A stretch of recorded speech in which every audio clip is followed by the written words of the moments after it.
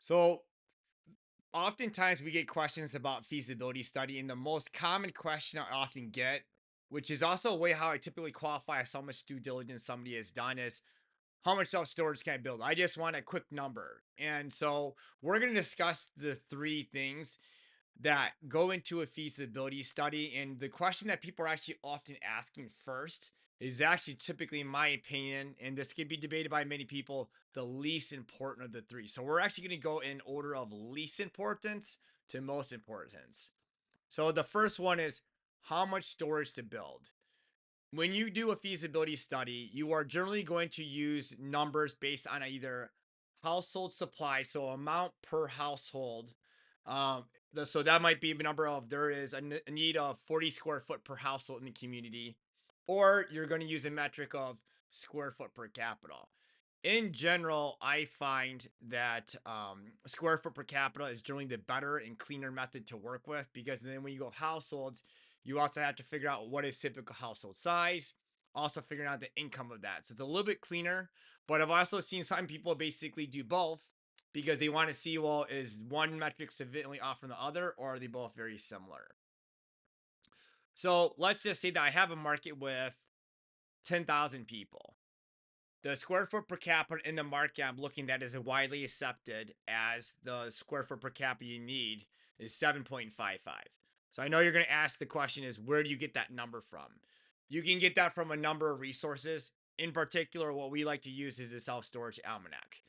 We feel that self storage almanac has the most data available to use to analyze that because again, these are educated guesses. So that's the square foot per capita we like to use for our feasibility studies.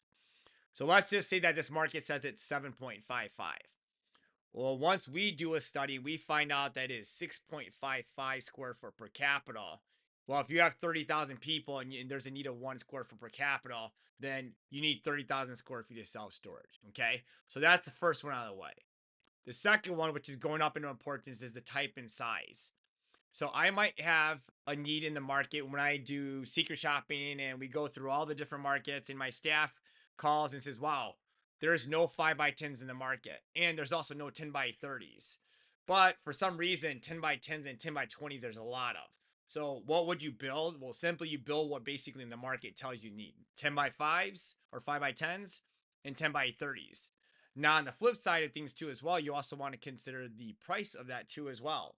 So if 5 by 10s are getting a significantly higher price per square foot, even though they cost more to build, then you might want to build more of those, right? Now, the third one, and this is the one that people really never consider, is what is my cost to build versus the price? So, what is the feasibility of me being profitable? I run into self storage markets everywhere in the country. Doesn't matter what state I'm that needs self storage. And especially when you look at the type of the self storage, whether they're looking at climate control or non climate control, you'll go to markets and it's like, oh, well, there's no climate control. So that means we need climate control in the market. On the surface, that might make sense, but you might be in a market that is very low to moderate income that simply just doesn't have the need for climate control because people are used to going to other markets to do it, or they're just simply not willing to pay for the additional cost that comes with that. I've been in markets before where we've done a feasibility where it's 10% more roughly to build climate control as far as rents, but then it's 30% more to build and it's also more to maintain. So really you're not even really making more money on it. And so at that point, then it just becomes a value add. If I'm the only person in the market that has climate control self storage, then maybe I can lease up faster, or maybe I can sell more non climate control as a result. So what you have to consider the costs is that let's say that I have 5 by 10s demand in the market, climate control and non-climate control.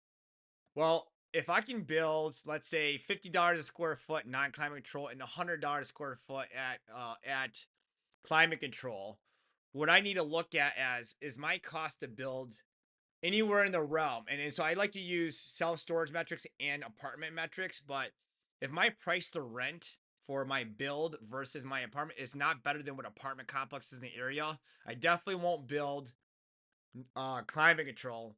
And in most cases, I definitely won't build non-climate control because if anything, you have better margins and better price to rent ratios in general self storage in addition to better expense ratio. So let's break that down again on that example. So if I have to build in a market where land is very expensive and landing cost is $65 a square foot, and I'm only getting 50 cents a square foot to build a unit, in general, that's not a good ratio. And so while that market might say, yes, I need climate control, yes, I need 5 by 10s, yes, I need 10 by 20s, and yes, I need storage in general, that doesn't mean that's a good market because that could mean that you're just building units that the market needs, but it hasn't substantiated the demand. Now, in general, we find that if a market needs storage really bad and the competitors don't have that, a lot of times that does mean that you can actually raise prices. The problem, though, is you don't want to go to the bank and say, hey, we're going to go 20% above the competition and we don't have any support for why we can get these prices. We just know that we can build a great facility that need that in a market that needs storage. That's not going to fly with most banks. It also is not a great sell to investors that say, "Hey, I know this doesn't look good on paper, but this is what my gut tells me." Even though in reality, I have found that oftentimes it does that. Now, that's a whole sort for another day, kind of, but we're gonna all talk about eventually about when I distinguish whether I take down a deal myself versus when I take down investors. That's gonna be our next conversation here. But for now, for feasibility, just remember there's three components, okay? How much storage to build, what type and size, number two, and most importantly, my most favorite to consider is what is the cost to build versus the price. So the feasibility of me actually making money on what I built.